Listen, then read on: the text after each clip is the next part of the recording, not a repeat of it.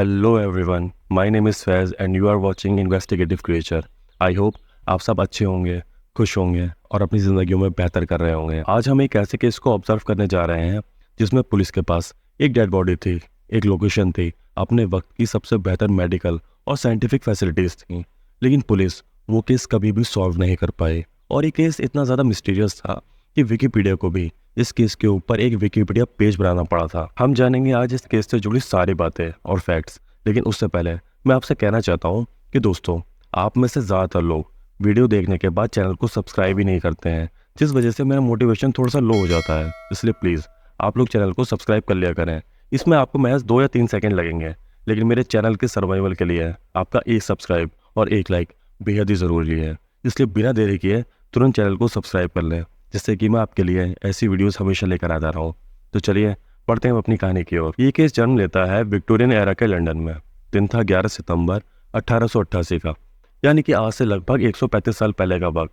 उस वक्त मैं इंडिया या फिर और एशियाज कंट्रीज़ के बारे में तो ज़्यादा कुछ नहीं कह सकता, लेकिन वेस्टर्न कंट्रीज़ में साइंटिफिक फील्ड में काफ़ी तरक्की हो गई थी, और ख़ास करके इंग्लैंड जैसी जगह पर जहाँ पर बड़े बड़े साइंटिस्ट और फॉरेंसिक एक्सपर्ट्स रहा करते थे। लंदन इंग्लैंड की कैपिटल है और सबसे बड़ी सिटी भी है। उस वक्त लंदन की टोटल पॉपुलेशन लगभग 47 लाख के आसपास थी, और बड़े लेवल पर लंदन में इंडस्ट्रीज का कंस्ट्रक्शन हो रहा था और मेडिकल फील्ड में भी नई नई इन्वेंशन की जा रही थी। लेकिन इसी दरमियान 11 सितंबर 1888 को सेंट्रल लंदन के एक एरिया जिसका नाम पिमलिको है, वहाँ पर थेम्स नदी के रेतीले किनारे पर एक आदमी को एक हाथ जैसी चीज़ दिखाई दी। वो चीज़ जो थी रेत के अंदर थोड़ी सी दबी हुई थी, लेकिन दूर से देखने पर भी साफ पता चल रहा था कि ये कोई इंसानी हाथ है। जब उस आदमी ने थोड़ा नज़दीक जाकर देखा तो उसने पाया कि ये सिर्फ एक हाथ है, जो कि शोल्डर से लेकर फिंगर टिप्स तक पूरा का पूरा साबुत है। मतलब जो हाथ था, शोल्डर वाला जो जॉइंट होता है, उससे इंटैक्ट था। वो आदमी थोड़ा डर गया, और डरने वाली बात भी है क्योंकि कोई भी इंसान अपनी रोज़मर्रा की ज़िंदगी में ऐसी चीज़ दिखने की उम्मीद नहीं करता है। इसलिए उस आदमी ने पुलिस को बुलाया और पुलिस ने उस हाथ को अपने पोजीशन में लिया। द टाइम्स न्यूज़पेपर के एक आर्टिकल के अकॉर्डिंग पुलिस को पहले लगा कि हो सकता है कि शायद ये किसी मेडिकल स्टूडेंट का प्रैंक हो, क्योंकि हम जानते हैं कि मेडिकल स्टूडेंट्स प्रैंक करने के लिए किसी भी हद तक जा सकते हैं। खैर, पुलिस ने इस पूरे इंसिडेंट को किसी मेडिकल स्टूडेंट का प्रैंक समझकर इस केस को ठंडे बस्ते में डाल दिया। फिर कुछ वक्त ऐसे ही निकल गया और दिन आया 2 अक्टूबर 1888 का, मतलब कि गांधी जयंती वाला दिन। लेकिन उस जमाने में गांधी जयंती नाम की कोई चीज़ नहीं हुआ करती थी। मतलब गांधी जी उस वक्त थे तो, और उनकी उम्र यही कोई 19 साल के आसपास आई होगी। खैर, ये हमारा टॉपिक नहीं है। तो 2 अक्टूबर 1888 के दिन लंदन के एक टाउन वेस्टमिंस्टर में विक्टोरिया एम्बांकमेंट के पास एक रोड है जिसका नाम व्हाइट हॉल है। उस व्हाइट हॉल रोड के नज़दीक उस वक्त मेट्रोपॉलिटन पुलिस का एक हेडक्वार्टर बन रहा था, जिसको आज के ज़माने में न्यू स्कॉटलैंड यार्ड के नाम से भी जाना जाता है। वहाँ पर कंस्ट्रक्शन के दौरान एक कंस्ट्रक्शन वर्कर को एक पार्सल मिलता है, और जो वो कंस्ट्रक्शन वर्कर उस पार्सल को खोलता है तो उसमें उसको एक वॉल्ट दिखाई देती है। अब आप सबको पता ही होगा कि वॉल्ट एक तरह की तिजोरी होती है जिसमें लोग अपना कीमती सामान रखते हैं, और ये तिजोरियाँ काफ़ी भारी और सेफ होती हैं। अब कंस्ट्रक्शन वर्कर को लगा कि भैया अब तो मज़े आ गए, मैं माला माल हो जाऊंगा, और लगता है इसमें बहुत सारे रुपए और हीरे जवाहरात हैं। लेकिन जब उस कंस्ट्रक्शन वर्कर ने वो वोल्ट खोली तो उसके पैरों के नीचे की ज़मीन खिसक गई, और फिर जो उसने सामने देखा, उसको देखने के बाद उसको पुलिस को बुलाना पड़ा। जब पुलिस वहाँ पर आई तो पुलिस को उस वॉल्ट में एक औरत का धड़ मिला। यानी कि जैसे हमारी ह्यूमन बॉडी होती है, इसमें सर होता है, 2 हाथ होते हैं, 2 पैरों का एक पेयर होता है, और ये सारी चीज़ें हमारे टॉर्सो से अटैच्ड होती हैं। यानी कि ये सारी चीज़ें हमारे धड़ से जुड़ी होती हैं। उस वॉल्ट में सिर्फ टॉर्सो था, यानी कि उस वॉल्ट में सिर्फ धड़ था। बाकी उस औरत का सर और दोनों हाथ और पैर नहीं थे।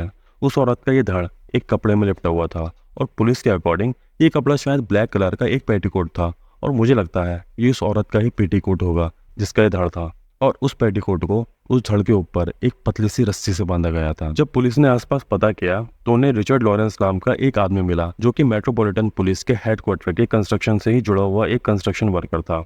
पुलिस ने जब उससे पूछताछ करी तो उसने बताया कि वॉल्ट यहाँ पर बहुत दिनों से रखी हुई थी, और जब उसने उस वॉल्ट के अंदर झांक कर देखा था तब ये वॉल्ट पूरी तरह से खाली थी। तब पुलिस ने रिचर्ड लॉरेंस से पूछा कि वो किस दिन उस वॉल्ट के अंदर गया था, तो उसने पुलिस को बताया कि वो 29 सितंबर को उस वॉल्ट के अंदर गया था। तो पुलिस ने अंदाज़ा लगाया कि शायद 29 सितंबर के आसपास ही उस औरत का धड़ किसी ने उस वॉल्ट में लाकर छुपा दिया होगा। पुलिस ने वॉल्ट के साथ उस औरत के धड़ को अपने पोजीशन में लिया और उसको ऑटोप्सी के लिए police surgeon doctor Thomas bond के पास भेज दिया। डॉक्टर थॉमस बॉन्ड ने सबसे पहले उस हाथ को उस औरत के टॉर्सो से मैच करके देखा, जो पुलिस को थेम्स नदी के किनारे पर मिला था। तो डॉक्टर थॉमस बॉन्ड ने यह पाया कि हाथ उसी औरत का है जिसका ये टॉर्सो है, क्योंकि इस हाथ से जुड़े कंधे पर जो कट के निशान थे वो एग्जैक्टली टॉर्सो पर पड़े कट के निशान से मैच कर रहे थे। 17 अक्टूबर को रिपोर्टर जेस्पर वेरिंग ने पुलिस से परमिशन मांगी स्पिट्सबर्गन डॉग को इन्वेस्टिगेशन में इस्तेमाल करने के लिए। तो पुलिस ने रिपोर्टर जेस्पर वेरिंग को स्पिट्सबर्गन डॉग का इस्तेमाल करने की परमिशन दे दी। अब जेस्पर वेरिंग ने उस स्निफर डॉग को लिया और साथ में उन्होंने एक मजदूर को लिया और पहुंच गए उस कंस्ट्रक्शन साइट के पास सबूत जुटाने के लिए। कुछ ही देर के बाद स्निफर डॉग ने एक खास जगह पर जाकर इंडिकेशन देने शुरू किए। जब वहां पर जेस्पर वेरिंग ने उस मजदूर से थोड़ी खुदाई करवाई तो उन्हें वहां पर एक दायां पैर मिला जिस पर घुटने से ऊपर कट के निशान थे। फिर वो पैर पुलिस ने अपने कब्जे में लिया और उस पैर को डॉक्टर थॉमस बॉन्ड के पास मैचिंग के लिए भेजा गया। तब डॉक्टर थॉमस ने उस पैर का मिलान उस औरत के टॉर्सो से किया तो उन्होंने पाया कि पैर के और टॉर्सो के कट के निशान बिल्कुल सेम थे। इसका मतलब यह है कि पैर भी उसी औरत का था। और इसी के साथ डॉक्टर थॉमस बॉन्ड ने एक और खास बात पुलिस को बताई कि इस लाश को जिसने भी काटा है उसको एनाटॉमी की अच्छी खासी जानकारी है, क्योंकि टॉर्सो पर और एक हाथ पर जो कट के निशान थे वो बहुत ही ज्यादा प्रिसाइसली किए गए थे। उन कट को देखकर साफ पता चल रहा था कि ये कट किसी ऐसे इंसान ने लगाए हैं जो बहुत ही एक्सपर्ट है। अब ऐसे कामों में एक्सपर्ट तो दो ही लोग होते हैं, एक तो डॉक्टर्स और दूसरे मेडिकल स्टूडेंट्स। और ये बात भी पक्की थी कि ये काम जिस शख्स ने भी किया है वो मेडिकल लाइन से ही जुड़ा हुआ कोई आदमी या औरत है। अब उस जमाने के कुछ न्यूज़पेपर ने इस केस को जैक द रिपर के द्वारा किए गए मर्डर से जोड़ना शुरू कर दिया।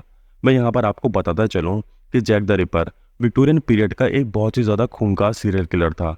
हालांकि उस पर भी मैं एक वीडियो बनाऊंगा जिसमें मैं जैक द रिपर की पूरी कहानी आप लोगों के सामने रखूंगा, लेकिन रेफरेंस के तौर पर यहाँ पर मैं आपको बताता चलूँ कि व्हाइट हॉल मर्डर को लोगों ने जैक द रिपर के केस से जोड़ना शुरू कर दिया था।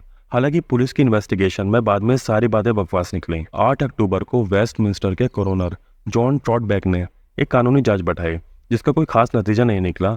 डॉक्टर थॉमस बॉन्ड ने पुलिस को उस औरत के रहन सहन और उसके अपीयरेंस के बारे में थोड़ी जानकारी दी।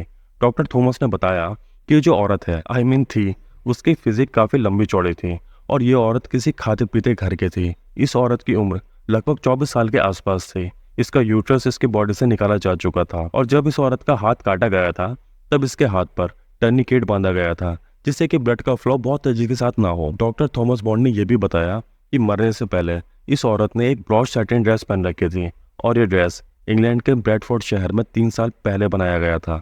उस वार्ड में पुलिस को लाश के साथ कुछ अखबार के टुकड़े भी मिले जो कि 24 अगस्त 1888 के एको नाम के एक न्यूज़पेपर के थे और साथ में क्रॉनिकल्स नाम के एक अखबार के टुकड़े भी मिले थे, लेकिन उस अखबार की सही तारीख का पता कभी नहीं चल पाया। हालांकि पोस्टमार्टम से भी पुलिस को मौत की वजह का पता नहीं चल पाया, लेकिन कोरोनर की रिपोर्ट में ये मेंशन किया गया था कि मौत की वजह हेमोरेज हो सकती है। उस औरत के बाएं लंग में काफी सूजन थी, लेकिन उस औरत के टॉर्सो की ऑटोप्सी से ये पता नहीं चल पाया कि औरत किसी बच्चे की माँ थी या नहीं, क्योंकि उसका यूट्रस गायब था।